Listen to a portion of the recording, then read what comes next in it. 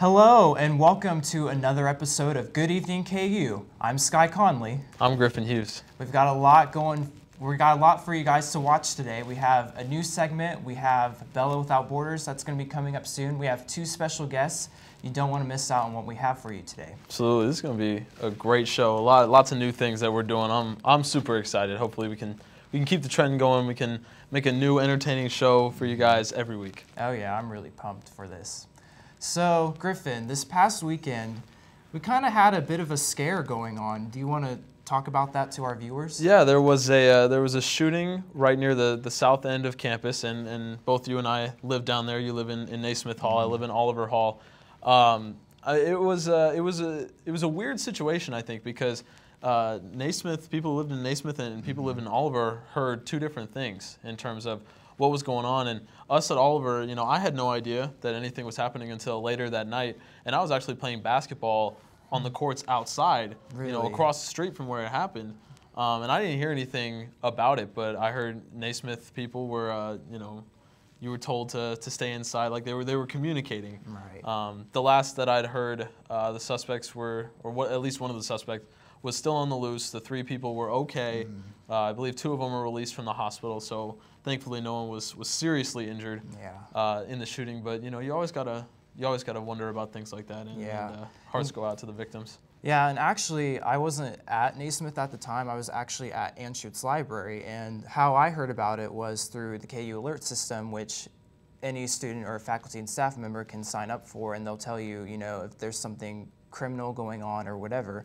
And so I was at Anschutz like when this happened, and I heard about this, and I got like really concerned because I had actually walked to Anschutz from Naismith, and the police were basically telling us, okay, if you're going to be like in that area, like by the Rec or Naismith or Oliver or even Robinson, to just kind of be on the lookout. So I was really like concerned, and I was kind of like freaking out, and I actually had to have a friend of mine come pick me up later that night when I was done there, because I didn't want to like take the chance of like walking back and then running into these two armed suspects who are actually still on the loose.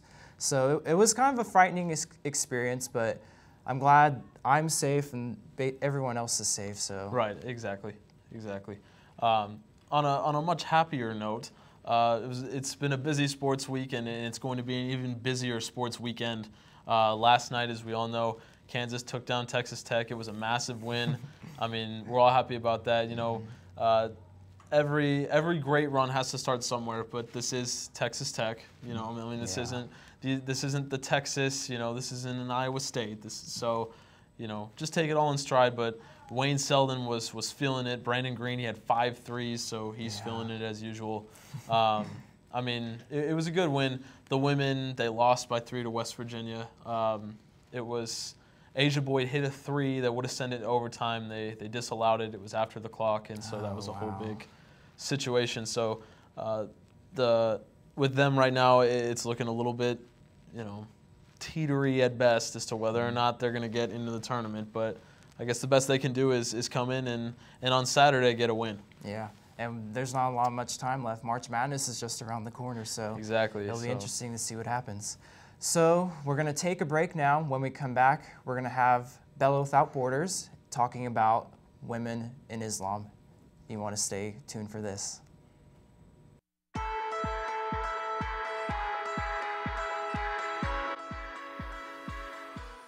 Welcome back. Today I'm here with Mahnaz Shabbir, and we're going to talk a little bit what it's like to be an American Muslim woman. You were at the career fair. Thank you for joining us today, Mahnaz. Thank you, Bella. It's my pleasure being here with you today. Thank you. So what is it like for, do you think, everybody else to see a Muslim woman, and has that changed after things such as 9/11, or how is that different from you, from growing up and then now? Oh, it's been drastically different.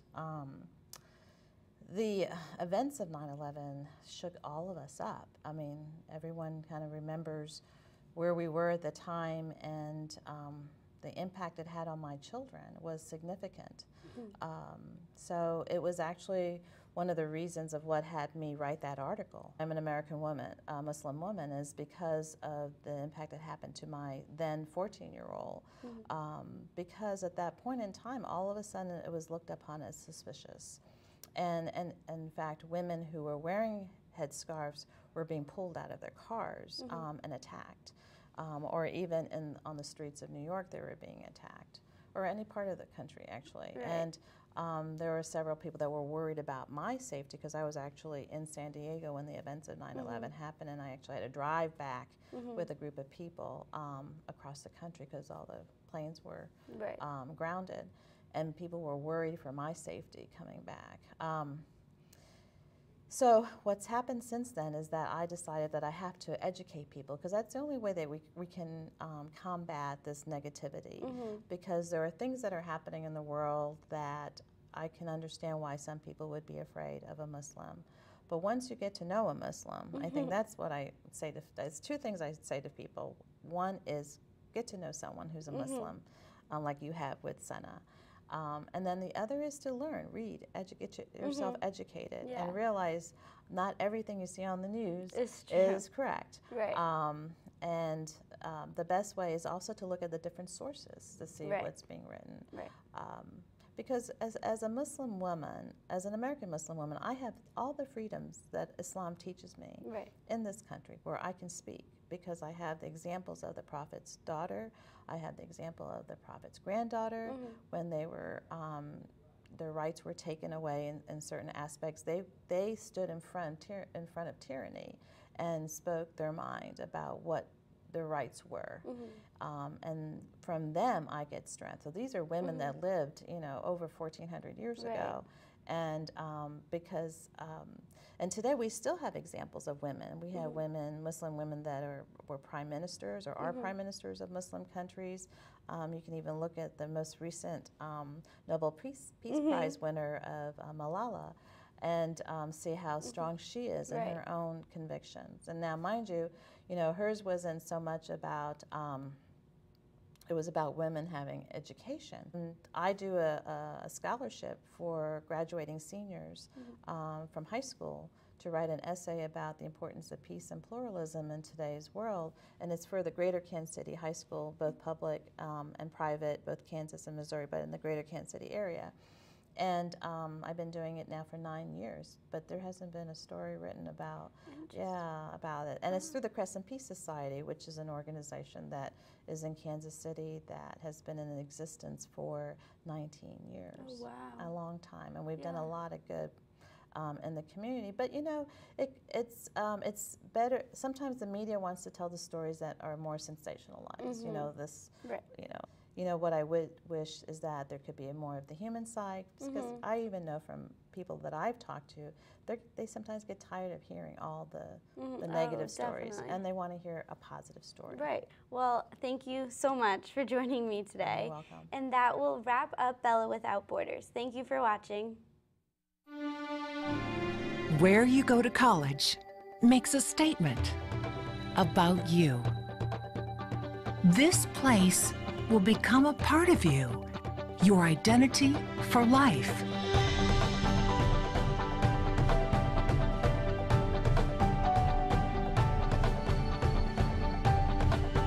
The University of Kansas, a great place to be you. Welcome back into Good Evening KU. I'm Griffin Hughes. If you like what you heard from Bella, you can check out the whole video on YouTube. It's about a 20-minute interview. It's fantastic. It's got a lot of information. As for right now, today was the career fair in the student union, and I have with me Layron Toombs. You're a freshman. You were at the career fair all day today? Oh yeah, I was there for a pretty good while. I learned a lot of information, and I'm a freshman. This is my second time around this year. Wow. So I just want to get my foot in the door and see what I can do later in my future. So describe your experience at the career fair a little bit. Well, from most of the people that I talk to, from what I understand, juniors and seniors are mostly the other ones that go to the career fairs and get their internships. I didn't bring what do you call them, a resume? Yeah, resume. There you go. I didn't bring a resume, but that's okay because I'm only a freshman. Right. Anyway, back to my experience. Yeah, my experience is pretty good. I talked to companies like Garmin and AIG. I even ran into PepsiCo, and they didn't have any of their advertising people there. But that's okay. I still got their card and look into that later. Awesome. So if it is, you know, seniors, juniors, couple of grad students, you know, the people who are ready to actually join the workforce that are usually doing this, what was in your mind when you decided, hey, I'm going to do this not once, I'm going to do this twice as a freshman? Things that ran through my mind was I like to have my future secure and I like to stay ahead. So therefore, you know, I want to go and do things early. I don't want to be late doing things, and I'd rather have an internship my sophomore year, and it would be even better if I could do it this summer. So yeah, that's the type of things that went through my mind.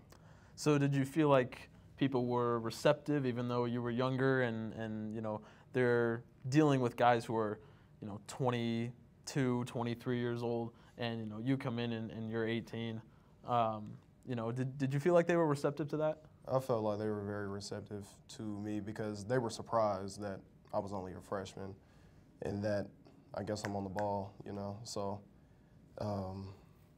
yeah, other than that, I just told them I just really want to have a secure future. I want to get into it now. I don't want to wait. Right. You know, I want to do things that involve my major and what I can do in that major. Right.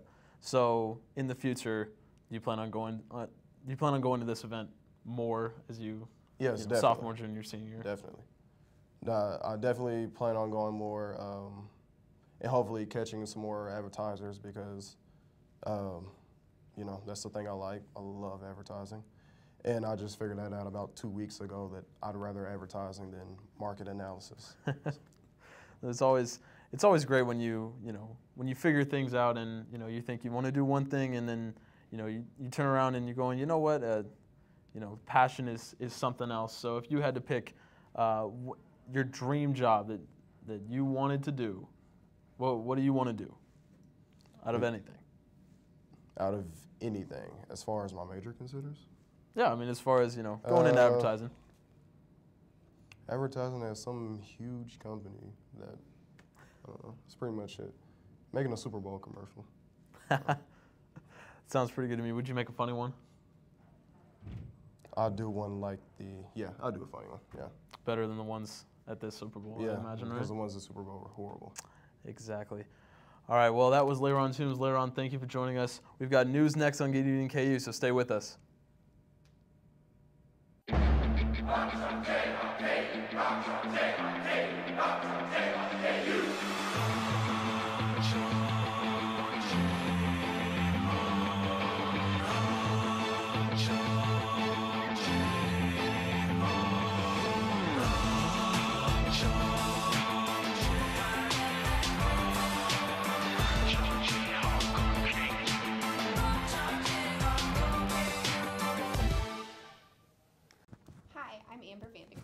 And I'm Rosie Pike. This is your Wednesday Good Evening KU News Update. Residents of Boston are battling a record-setting winter. The snowfall is quite literally through the roof as the month-long total has reached 6 feet. The yearly average is 47 inches, and according to flightwear.com, over 2,880 flights have been cancelled. The ice is melting in Lawrence as the Library Plaza skate rink will be wrapping up its first season next Monday. There will be a closing celebration on Valentine's Day, which will feature many games including Limbo, Four Corners Elimination, and a couples skate. The new Breaking Bad spin-off, Better Call Saul, recorded some historic numbers with its debut episode. According to The Hollywood Reporter, the pilot scored 6.9 million viewers, making it the most watched series premiere in cable history. The numbers are expected to rise even higher without the competition of the Grammy Awards. The 26-year-old U.S. aid worker who was taken hostage by ISIS in August 2013 has been confirmed dead. According to a statement from her family, Kayla Mueller was seized when leaving a Doctors Without Borders hospital in Aleppo, Syria. The cause of the death is still unclear. Let's hit the hardwood now, where Kansas Jayhawks defeated Texas Tech 73-51 last night in Lubbock. Wayne Selden was the leading scorer for the Jayhawks with 16 points on 5 of 9 shooting, while Norenz Odiasi was the high man for the Red Raiders, scoring 13 points in the losing effort. Kansas will return to the Allen Fieldhouse to face Baylor on Saturday. With last night's win, the Jayhawks extended their Big 12 lead to 1.5 games over the second-place Oklahoma. The Jayhawks still have 2 games left with fourth-place West Virginia and finish conference play with game against the Sooners in Norman. And that'll wrap up today's news briefs. Stay tuned, and after the break we'll have a new segment that will explain the history of the Rock Chalk chant.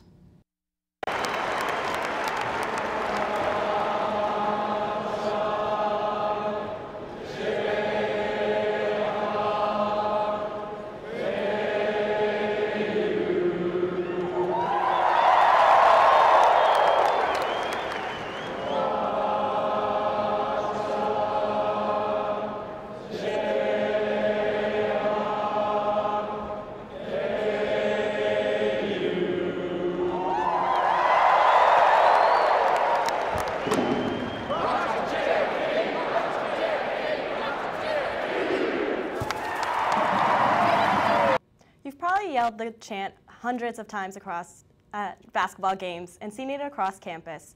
But the question is, do you really know how this tradition started? Don't let your rivals think we simply rhyme with words with Jayhawk. The tradition began in 1886 when chemistry professor E.H.S. Bailey created a chant for the KU Science Club. His version was simply Rah Rah Jayhawk KU repeated 3 times. Several years later, the chemistry department creatively replaced the rahs with the phrase chalk rock in honor of the limestone in which Mount Oread, our campus, is built on. Over the years, the phrase flipped itself around, and we now chant Rock Chalk Jayhawk KU 3 times. We even have a celebrity endorsement from our President Theodore Roosevelt 100 years ago, who declared it the best college chant he'd ever heard. Today, you may have seen this famous story when looking down the stairwell at the Union. So next time you're cheering at the game or shouting out Rock Chalk on campus, you'll know the meaning behind the chant, and these are all the words you need to know.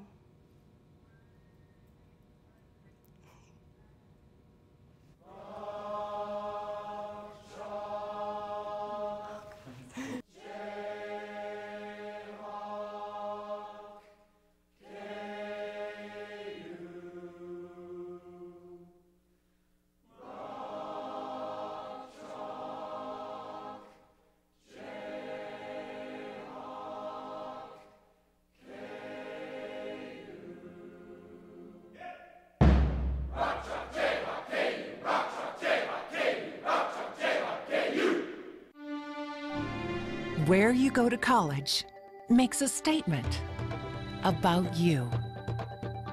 This place will become a part of you, your identity for life.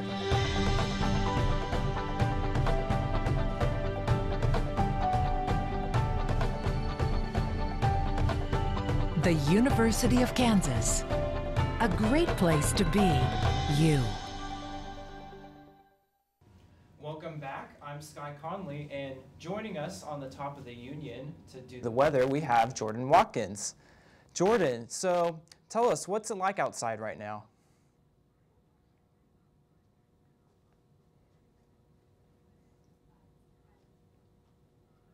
The high today was 43.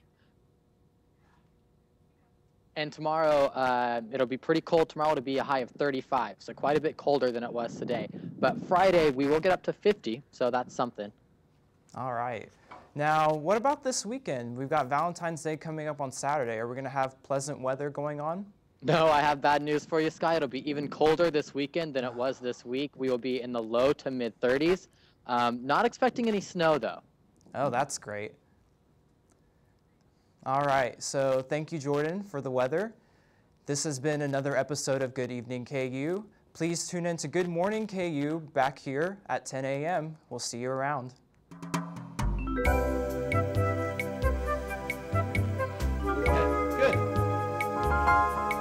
Out of chaos.